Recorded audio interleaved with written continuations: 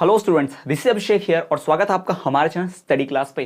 तो जैसा कि आप सभी को पता है कि एमपीटीटी वर्ग 3 शिक्षक पात्रता परीक्षा का जो नोटिफिकेशन है वो जारी हो चुका है।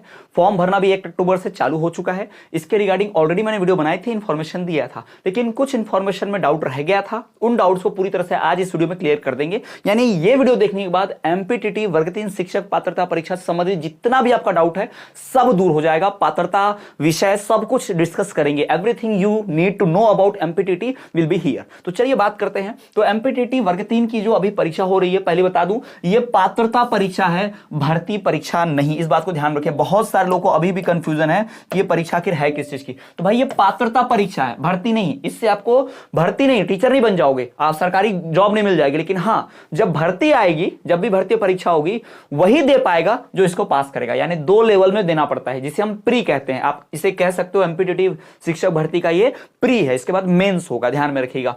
तो इसकी चलिए रूल बुक की अगर तरफ आगे बढ़े और बात करें, कोर्सेज की जानकारी मैं आपको बाद में दूंगा, पहले सीधे एलिजिबिलिटी पर चाहते हैं। लेकिन हाँ, ये तो ध्यान रखिएगा कि कोर्स जो है ऑलरेडी लॉन्च है हमारे चैनल पर, ध्यान रखिएगा। ठीक है, चलिए तो बात कर ले। रूल बुक को मैं यहाँ पर दिखाऊं आपको सीधा सीधा। रूल बुक में क्या लिखा हुआ है कि विभाग द्वारा भर्ती के लिए जारी विज्ञापन के समय प्रचलित भर्ती नियमों के अनुरूप भर्ती कार्रवाई की जाएगी। यानी भर्ती के नियम बाद में आएंगे, अभी जो नियम है वो देख लीजिए आप। यहाँ पर नियम क्या है कि भाई जो भी प्राथमिक शिक्षक पात्रता परीक्षा में सम्मिलित होने हेतु आवेदन पत्र भरने की दिनांक को निर्धारित शैक्षणिक एवं व्यावसायिक योग्यता आधारित होना चाहिए। शैक्षणिक और व्यावसायिक का मतलब होता है कि भाई आप प्रॉपर कौन से वर्ष में हो, डीएलएड के डिप्लोमा वाले कौन से ईयर में हो। ठीक है, पहली बात, बीएड वाले भर नहीं सकते, ऑलरेडी क्लियर है। दूसरा भाई, व्यावसायिक योग्यता के अंतिम वर्ष में अध्ययनंतर होना चाहिए, यानी कि आप सेकंड ईयर में होने चाहिए।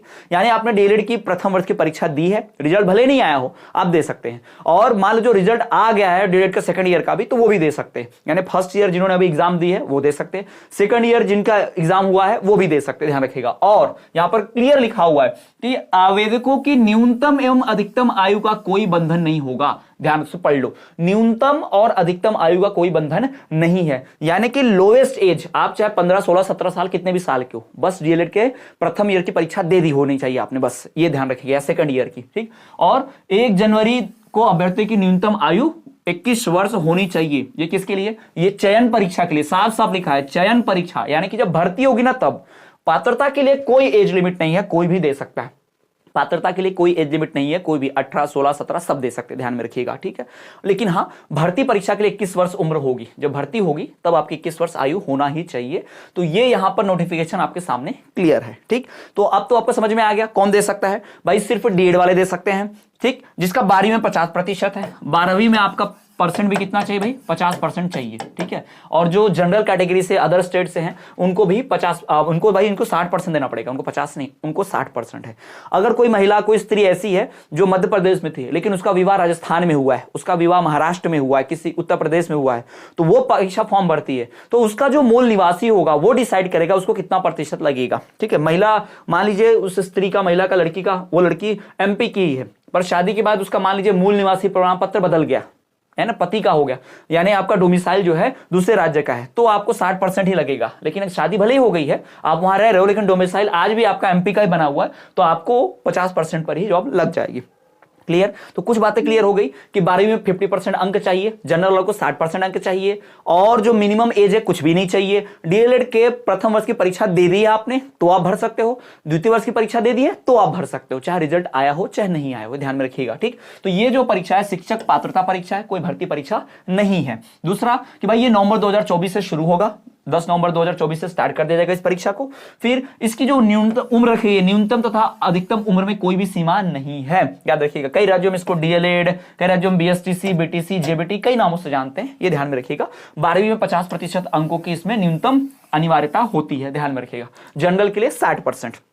और आगे बढ़े और कुछ डिटेल्स की बात करें तो भाई इस परीक्षा जो होती है कुल 150 अंकों की परीक्षा होती है, 2.5 घंटे का समय मिलता है। 1 क्वेश्चन फॉर 1 मिनट, ये ध्यान रखेंगे। एक प्रश्न 1 अंक का होता है, कोई निगेटिव मार्किंग नहीं होती, नो निगेटिव मार्किंग, सबसे बढ़िया बात। ठीक है, कोई निगेटिव माइनस मार्किंग नहीं होती है, और ये पूरी तरह से सीबीटी मोस्ट होगा, यानी कंप्यूटर बेस्ड टेस्ट होगा, और ये बहुविकल्प पर आधारित प्रश्न होंगे, बहुविकल्प पे आधारित होंगे, यानी मल्टीपल चॉइस क्वेश्चन, यानी एक प्रश्न देगा, 4 उत्तर होंगे, 4 में से एक चुनिए सही उत्तर। ठीक, ये हो गया इसका भाई परीक्षा का। और मैं बताना चाहूं इसमें विषय कौन से होते हैं, तो भाई इसमें बाल विकास एवं शिक्षण, जिसे हम सीडीपी कहते हैं, बाल विकास सिद्धांत, ये विषय कंपलसरी होता है। इसमें से 30 प्रश्न आते हैं 30 अंकों के, ठीक। उसके बाद भाषा 1 और भाषा 2 का चयन करना होता है। भाषा 1 अगर मान लिया आपने हिंदी ली तो भाषा 2 आपका ऑटोमेटिक इंग्लिश हो सकता है या संस्कृत हो सकता है।